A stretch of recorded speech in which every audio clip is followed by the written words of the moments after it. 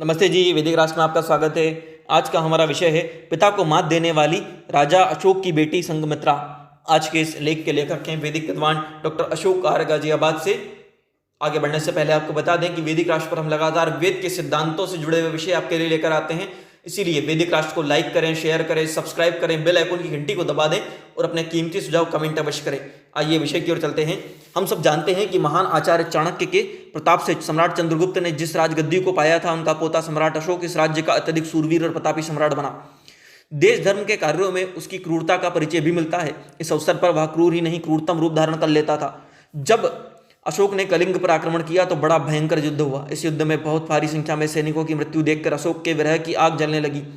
अब वह युद्ध नहीं, शांति का इच्छुक था। इस कारण दया, धर्म, निर्धन, सहायक, इस प्रकार के अनेक रूपों में वह अपनी जनता के सामने आया और भविष्य में कभी न युद्ध करने का संकल्प लिया।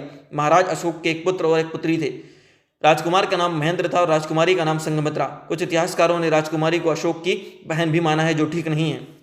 राजकुमार और राजकुमारी दोनों ही अत्यंत सुंदर, सुशील, दयालु और बुद्धिमान थे।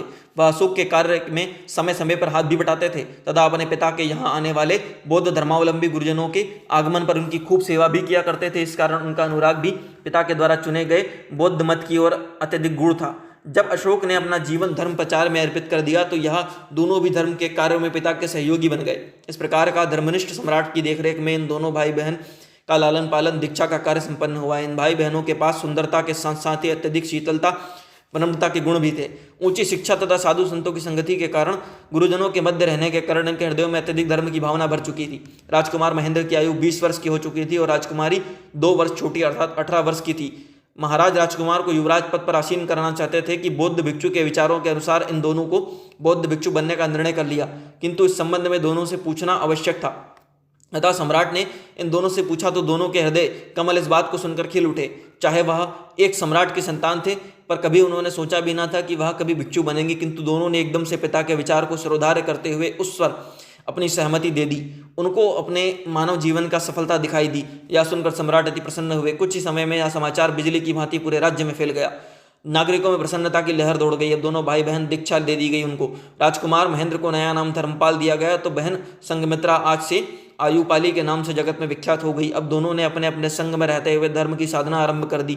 जब धर्मपाल की आयु 32 वर्ष की हुई तब तक वह धर्म प्रचार संबंधित कार्य की सब जानकारी प्राप्त कर चुका था। अतः उसे सिंहलदीप में बौद्ध धर्म के प्रचार के लिए भेज दिया गया। सिंहलदीप वर्तमान लंका में रहते हुए उसने जो अपना आध्यात्मिक रूप प्रस्तुत किया, इसे उसकी सुंदरता को देखकर वहां का राजा तिष्ट विस्मित हो उठा। उसके आतिथ्य में रहते हुए भिक्षु धर्मपाल और उसका राजकुमार महेंद्र ने वहां अनेक उपदेश दिए। उसके उपदेशों को सुनकर वहां की अनेक स्त्री पुरुषों ने बौद्ध मत को अपना लिया। उनके उपदेशों से प्रभावित राजकुमारी अनुला थी, उन्होंने भी अपनी 500 सखियों सहित बौद्ध धर्म का अनुगमन कर लिया।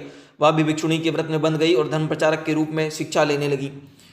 जब तक सिंहलदीप की बहुत सी महिलाएं और कन्याएं बौद्ध धर्म अपना चुकी थी। इस कारण अशोक सम्राट के पुत्र सुपुत्र ने अनुभव किया कि अब इन सबको प्रशिक्षित करने के लिए किसी उत्तम मार्गदर्शक की आवश्यकता है। ऐसी शिक्षिका जो धर्म का गूढ़ ज्ञान रखती हो, प्रचार में रुचि हो और स्त्रियों पे अच्छे प्रकार से तथागत का प्रचार कर सके। जब उसने इस हेतु नजर दौड़ाई तो उसकी बहन संघमित्रा, जो इस समय बौद्ध भिक्षुक बनकर आयुपाली के नाम से धर्म प्रचार कार्य में जुटी थी, ही दिखाई दी। अतः उसने तत्काल अपने पिता सम्राट अशोक को पत्र लिखकर उसकी सहायता के लिए आयुपाली को सिंहलदीप में भेजने का अनुरोध किया। पत्र मिलते ही अशोक ने अपनी बेटी को सिंहलदीप जाने के लिए कहा।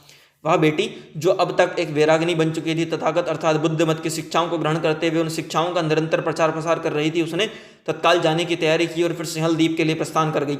संघमित्रा को धर्म के अतिरिक्त कुछ दिखाई न देता था। इस कारण वह धर्म के अतिरिक्त किसी अन्य वस्तु की इच्छा नहीं रखती थी। अतः सिंहलदीप में पहुंचने पर अत्यंत उसे आनंद की अनुभूति हुई। भारत का ही नहीं, यदि विश्व इतिहास का भी अवलोकन किया जाए तो हम पाते हैं कि यह प्रथम अवसर था जब एक महान सम्राट की अत्यंत सुंदर कन्या ने भिक्षुक के रूप में दीक्षा ली हो और धर्म का अनुष्ठान करते हुए किसी अन्य देश के जीवन की पूर्णता पाते हुए उस अन्य देश की नारियों को अज्ञान रूपी अंधकार से मुक्त करने के लिए देश को अपने त्याग दिया हो।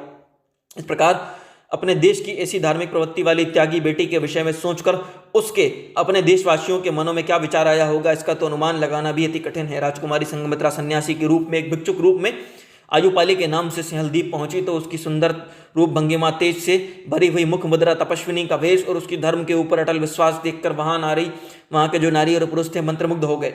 सिंहलदीप जाकर संघमित्रा ने एक भिक्षुक संघ स्थापित किया ताकि इस संघ में सब भिक्षुक महिलाएं साथ रहते हुए धर्म के मर्म को समझ सकें। अब उसने अपने भाई को धर्म को साथ लेकर वहां के प्राय प्रत्येक घर में धर्म की अलग जगह दी। इस प्रकार धर्म ने पूरे सिंहल द्वीप के सब परिवारों में जो प्रकाश दिखा किया वह आज लगभग 2500 वर्ष बीतने पर भी जो का तव प्रकाशित होता है और जन जन का मार्गदर्शन बना हुआ है। बुद्ध मत के महाग्रंथ महावंश में संघमित्रा का वर्णन बड़े विस्तार से आया है। इसमें संघमित्रा का संबंध इस प्रकार लिखा गया है कि संघमित्रा ने पूर्ण ज्ञान प्राप्त किया था। सिंहल में रहते समय धर्म की उन्नति के लिए उसने बहुतेरे पुण्य कार्य किए। सिंहल के राजा ने बड़े ही आदर सत्कार ठाड़ बाड़ के साथ उसकी अंत्येष्टि की थी। इन पंक्तियों को पढ़कर यह कहने की आवश्यकता नहीं रह जाती कि अपने मत का प्रचार करते हुए संघमित्रा ने वहां पर ही अपना शरीर त्याग दिया। इस सबसे एक बात जो प्रकट होती है वह यह कि हमारे इस अत्यंत पवित्र भारत देश में इस प्रकार की अनगिनत नारियां मिलती हैं जो एक से बढ़कर एक आगे बढ़कर देश धर्म जाति आदि के लिए कार्य करते हुए अपने जीवन का संपूर्ण त्याग करके हुए संपूर्ण जीवन बलिदान कर दिया है। किंतु संघमित्रा की प्रतिस्पर्धा में सब निम्न ही दिखाई देती हैं, क्योंकि संघमित्रा एक सम्राट की राजकुमारी थी। इस प्रकार राजा की कन्या थी जिसे इतिहास में महान शासक के रूप में सम्मान दिया गया। जब हम संघमित्रा के त्याग और बलिदान को देखते हैं तो हम पाते हैं कि वह अपने पिता सम्राट अशोक से कहीं आगे थी। अतः इस त्यागमयी राजकुमारी संघमित्रा के बलिदान और त्याग को स्मरण करते हुए सर्व स्वयं झुक जाता है। ओम। प्रस्तुत लेख के लेखक हैं वैदिक विद्वान डॉक्टर अशोक आर्य गाजियाबाद से।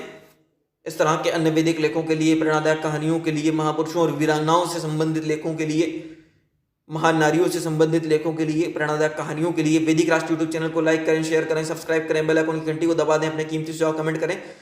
धन्यवाद।